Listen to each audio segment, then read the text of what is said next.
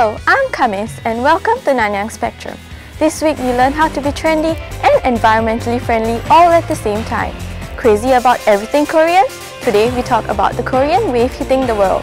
And finally in Let's Talk, we meet a singer who uses YouTube as a stage and also find out how to protect ourselves using Silat.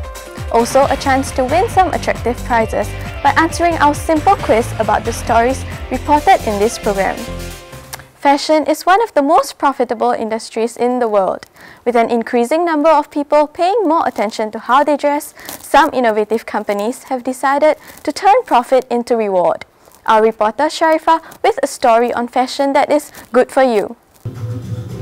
Green is the new black as fashion and the calling to conserve the environment collaborate to produce trendy, eco-friendly labels. One such label is Etricon. Despite only being 1 year old, the label has already achieved promising results. It recently expanded its women's range to include a new collection of bags and accessories. The label uses only eco-fabrics such as organic cotton and recycled materials, and the company tries to be environmentally responsible in every step of the supply and production chain. I caught up with Dragos Nakula, the co-founder of the label, to find out why they chose to launch the label in Singapore. It's actually a lack of trend that I observed in Singapore that led to the establishment of the label.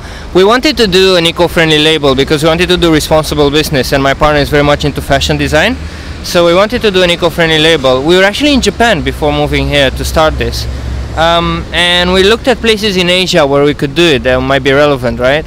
And we decided Singapore was the right place because Singapore has a strong fashion environment, right? There's quite a lot of retail, people like to go shopping and things like that, but there was very little in the way of eco-friendly fashion. First of all, the business environment in Singapore is very conducive to startups, right? There are a lot of things in place that enable you to do business as a startup, but that's on the side, on the administrative side. The main advantage we found, I would say, is the amount of interest we got from the media. We've had quite a large amount of media coverage, and I think it is because of the fact that we're one of the few eco-friendly labels here. And now, those who advocate caring for the environment can walk the talk with homegrown brand Flips. The brand produces flip-flops made of pure and natural rubber, ensuring that each pair is both organic and biodegradable. According to Pamela Pang, the owner of the label, the products are very friendly. Our cost is very affordable. It's very economically friendly. All right, it's much more affordable than many of the branded flip-flops out there. Although we don't, I would say we're not lacking in terms of quality. We're also eco-friendly. However, the environmental consciousness of Singaporeans is still not as high as that in the West. I believe that in the West, for example, in the US or Canada or Europe, it's actually a bigger trend because the society there is actually more eco-conscious. I would say that people here are generally, they're still very brand conscious, as opposed to being eco-conscious. But with well-known brands such as Triumph also joining the eco cause, customers can now enjoy the best of both worlds. Triumph's eco-chic lingerie allows women to put on a pair of undergarments from a brand they trust and play their part in reducing harmful effects on the environment at the same time.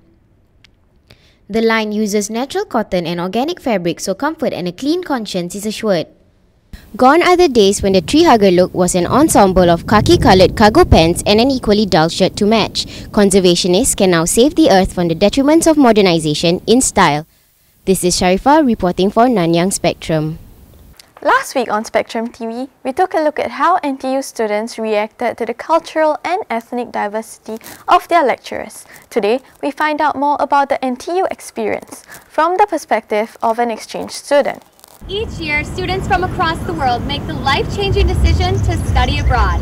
They pack up their lives back at home and venture to a new place to meet new people, do the impossible, and conquer the unthinkable. Catering to over 1,150 exchange students from 36 countries in 180 institutions, Singapore's very own NTU holds the title as one of the best places to study abroad in the world. I got the chance to interview 20-year-old Morgan Singer, who's an exchange student studying here at NTU this semester. I got a chance to see how studying abroad changed her life forever. Studying abroad has been a life-changing experience for so many reasons. Gosh, I think the biggest one personally is just that it's been the biggest adventure I've ever been on. So, I came thousands of miles away from my home by myself, really an independent move, a little bit nerve-wracking, but in the end I got to explore so many amazing things, meet amazing people, and for me that's life-changing. I got to know responsibility a little bit more, had to really learn to keep track of my finances with how much I wanted to travel, and I got to know how to adapt to different environments, how to come to a new university and pick up their learning style, the way they operate their classrooms, and try to succeed with that. For me, NTU is the best choice to study abroad because of their internationally recognized programs here. They're an amazingly advanced college, not to mention the professors and the student life here. The students were so excited to get to know us exchange students. They really welcomed us. They even threw us a little party in the communications building, and the professors are just as great. I've made a lot of local friends as well as other international student friends. I even became closer with friends from my campus back home who I hadn't known before. So we ended up studying abroad together, and I met the girls from my home campus for the first time. We got along so well. And then meeting other international students has been so great because I get to know people from across the US as well as other countries. If someone came to me and asked me if they should study abroad, I would tell them they definitely should, because no matter where you're gonna go, you're gonna learn and take away so much. Whether study abroad for you becomes the biggest struggle you've ever done, the biggest culture shock, the most exciting adventure, either way you're taking something away from that. You're learning more about yourself and who you are, how independent are you, how mature are you, can you hold it on your own, or do you always need people with you? And I think that's, one of the most valuable lessons that you could really get. As we saw from Morgan, studying abroad helped her see a better view of the global community in Singapore, along with other cultures. She also met new friends that she'll have for a lifetime, and she figured out that maybe the world isn't so small after all. I'm Erica Francis, signing out for TV Spectrum. Back to you. When you think of a professor's office, plain whitewashed walls and aged wooden furniture may come to mind. But that is not the case for one professor who has chosen to do something a little more creative with her workspace. Here's Liana Hidir with the story. Ms. Nikki Draper is a senior lecturer at Wee Kim Wee School of Communication and Information. Her decorated workspace tends to draw attention from students who steal glances into her office whenever they walk by the open door. So where do you get inspiration for interior room decor? I spend a lot of time here in the office, and I like for it to be a comfortable space. So I want it to be a little bit more homey, and originally I just thought, if I could just create a spa here in my office, that would be perfect. Mostly I just want it to be comfortable and a place where if I'm going to be spending 10 hours a day or 12 hours a day, I'd be happy being here. So. Okay, cool. Okay, so what is one piece of advice you would give to somebody who is looking to revamp their workspace here in NTU? A huge amount of why I decorated my space too is because I spend a lot of time meeting with students. I want those meeting sessions to be comfortable. I want the students to feel like they can, that we're all on equal footing, and that it's not a real hierarchical kind of dynamic for me. So that's kind of how I structured this workspace in here. I think I would think about the ways in which you use your space and ways to make it comfortable and more social, for the people who are going to be coming in to meet with you. We put Miss Nikki's tips to the test as we purchase some decor items and give one lucky professor a room makeover. After dropping by IKEA Furniture Store, we have picked these items out for the room makeover. We have cushions, boxes, a letter tray, a jar, stationery holders, a floor lamp, a table runner, and photo frames. Now that we are equipped with all the items that we need, we are ready to work our magic on Assistant Professor Liu Kai Kyun's workspace. Dr. Liu is an assistant professor from Wee Kim Wee School of Communication and Information. This space could definitely use some sprucing up. Let's get started!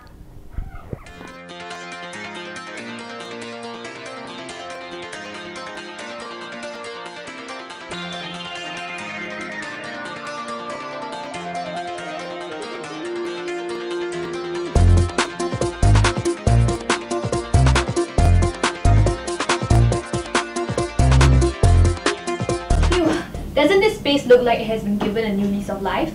Little changes can make a huge difference.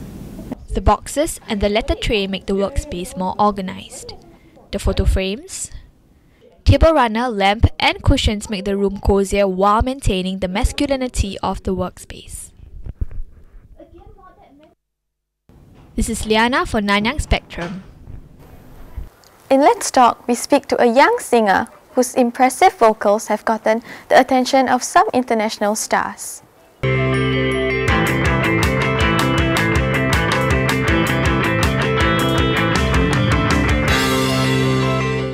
This singer may look just like another ordinary NTU student, but don't let his quiet demeanor fool you. Blessed with soulful vocals, he has taken his talents online. Today, I have with me Daniel Razak. Since 2011, he has released numerous YouTube videos performing covers of popular songs. So Daniel, when do you start making covers on YouTube? It was about, I think, 2 to 3 years ago, which was coincidentally around the same time I started singing. Okay. And for me, I think going into YouTube, I wasn't really looking for anything at that point. I think a lot of people start uploading videos because they want to find fame or get noticed or just for fun. But for me personally, it was for me to see what other people thought of me, because I mean, before that I never sung for anyone in my life. So, you know, YouTube just seemed like a great platform for me to start venturing into what I really like and what I was really passionate about. Okay. When do you find out you actually had a nice voice, and when do you realize that you could sing? I mean, since a young age, I knew that I already liked singing, and I learned singing through imitation. So I copy a lot of artists, their runs and the way they sound. So it was just one day that I realized that, you know, I could do this. Like, I could take it a step further and start performing. Yeah. Okay, so who are some of the musicians that influenced you in the way you sing and play? One of the earliest influences probably was people like Jason Mraz, Colby Kelly. A lot of very acoustic soundings, because I like the very raw and intimate sounds. And then further on, I just started to get influences from a lot of pop artists like Ellie Goulding and The Script. Yeah. Okay, so have you always played the guitar as a young? No, I started also about 2 to 3 years ago. But at the same time, I started singing. Yeah. So you never actually played any instruments before 2 years ago? No, it came together with the singing. So. Yeah, that's nice. So what kind of music do you like? I mean, you mentioned people who influenced you, but what kind of music do you do listen to right now? I listen to a lot of pop music. In general, I listen to. I appreciate most music genres, except for like maybe the really heavy end kind of sounds, like too much rock or too much metal or too much jazz. I find it a little bit hard to appreciate those kind of genres, but a nice mix in the middle is ideal for me. It's what usually pop music is made up of. Okay. On your YouTube videos, I've heard that certain bands have actually mentioned you in their tweets. So I'm guessing it's a very exciting thing for you. So tell us more about it. A good night. The first one I got noticed was The Script. The Script saw my video. I don't know how they saw my video, because I didn't tweet them or send them anything. Yeah. It was just, I was out for dinner one day and I just got a Facebook notification from a friend who I haven't really talked to in a long time. And he just said something like, "Oh, The Script acknowledged your talent," and da da da da da. So I thought it was a prank, because, you know, this kind of stuff doesn't happen every day. So just in that time period, like in 3 hours, I think the video shot up by like 20,000 views or so. So that was really exciting for me. And The Script is a band that I really, really look up to, and it's because they're a global act and they're people who I really admire. So it was just twice as good, the whole experience. Cool. Have you caught them at any gigs? Yeah, I just went for the concert last week for The Script. I had no idea. I'm so sorry about that. So actually, what is next for you actually? Right now, I'm in this competition on MediaCorp. It's called the Final One. And right now, we're in the top 60 phase. So I think the judges are like Ken, Lim, Kit Chan, and Taufik. So we'll see how far I can go in this competition. Okay, actually, could you play a song for us, actually? Yeah, sure, no problem. So I'm going to be singing We Found Love by Rihanna. Sorry? By Rihanna. We Found Love. Okay.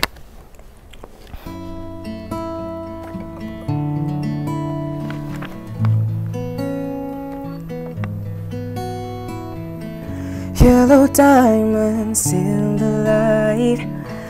Now we're standing side by side as your shadow crosses mine.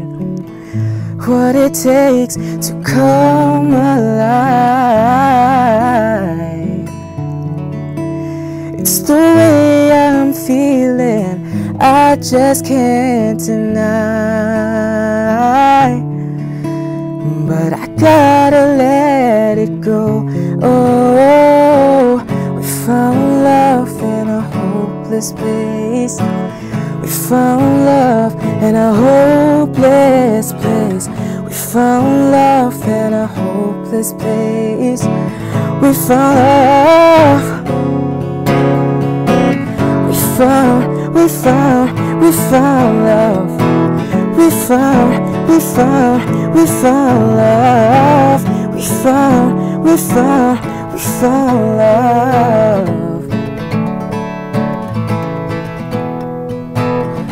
Yellow diamonds in the light, and now we're standing side by side as your shadow crosses mine. What it takes to come alive.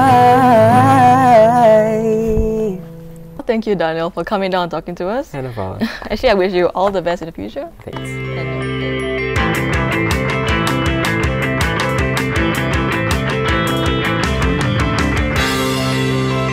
K-pop has been hitting up local airwaves for a few years now. With the phenomenal rise of K-pop bands and singers like Psy, Korean music has been pushed into the international scene. The Korean wave is taking over the world by storm. K-pop consists of aesthetically pleasing singers in flashy costumes with strikingly accurate dance moves. It is part of a wider phenomenon known as Hallyu, or the Korean wave, which is Korean pop culture exported in through Korean music, films and TV programs. Some of the biggest Hallyu fans are in Singapore. Over the past 2 years, Korean pop concerts have consistently been sold out. Last year, SM Town Live World Tour saw over 18,000 people attending the sold-out concert held at the Marina Bay floating platform. So, why is K-pop so popular? Even throughout all this, right, they are still rather conservative and keep to their values. So that's why it makes them very unique, full of contradictions, but still a very attractive culture. Gangnam Style. Somehow I think I'm benefiting from the Korean wave because students tend to visit Korea because they enjoy TV dramas and pop idols a lot. And then after they've been to Korea as exchange students, they attend my classes. Currently, there are 18 slots for Korean Level 1 classes at NTU, making it the most popular language to learn on campus.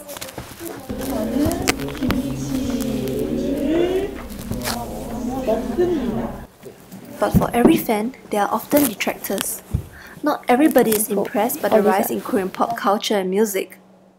Online posts bashing K-pop lovers have become common. Netizens use these posts to debate the merits of more mainstream music like American pop versus Korean pop. I have friends in NTU who are big fans of K-pop, but it's a trend that I think will end pretty soon. Just how long will this K-pop craze continue? We will not know. For now, let's just sit back, relax and enjoy this fad while it lasts. This is So-gyo and Yena Lee for the Nanyang Spectrum. In our next part of Let's Talk series, we speak to a final year student from the School of Electrical and Electronical Engineering who has a secret. She has a skill that can knock you out.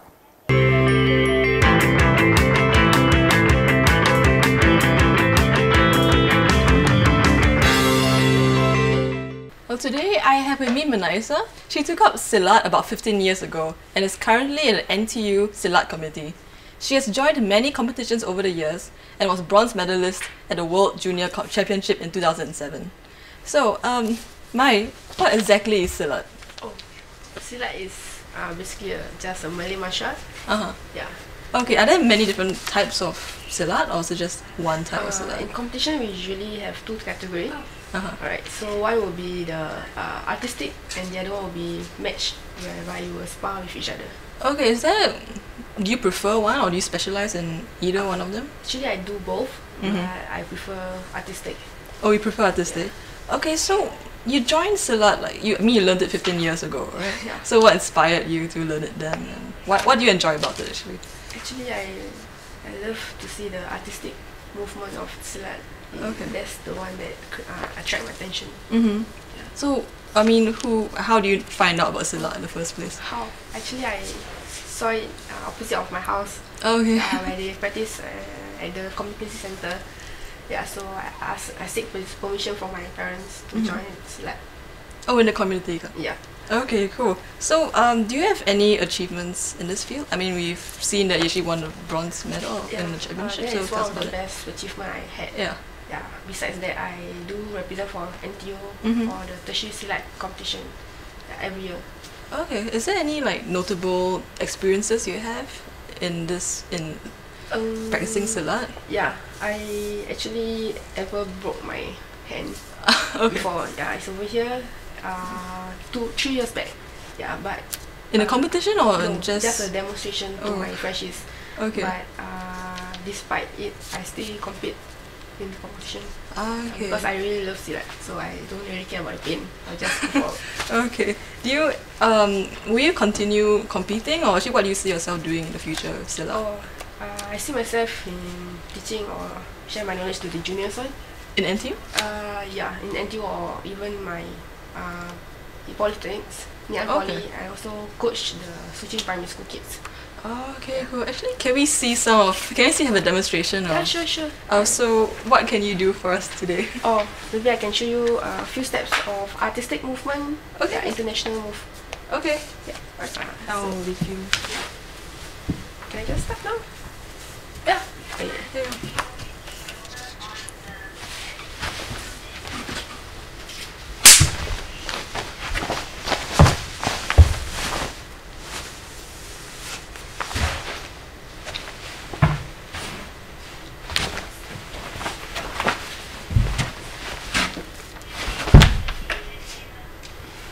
That is impressive.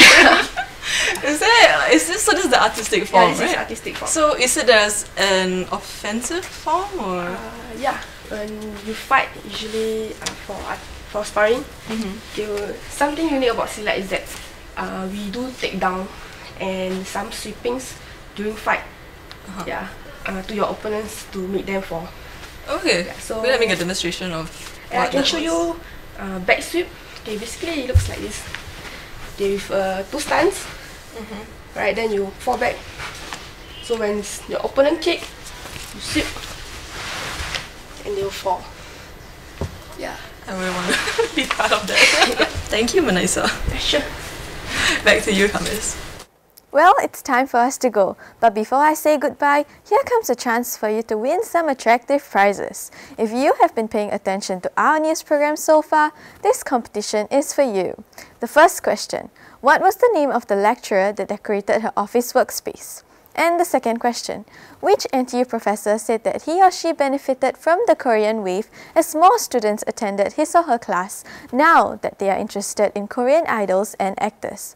If you know what the answers are, simply email your answer to ntu.spectrum.tv@gmail.com. I'll repeat this. It's ntu.spectrum.tv@gmail.com. Don't forget to leave your name and contact number so we can get back to you. You can also log on to www.spectrumtv.sg for more information and a webcast of our show. See you next week on Spectrum. Goodbye!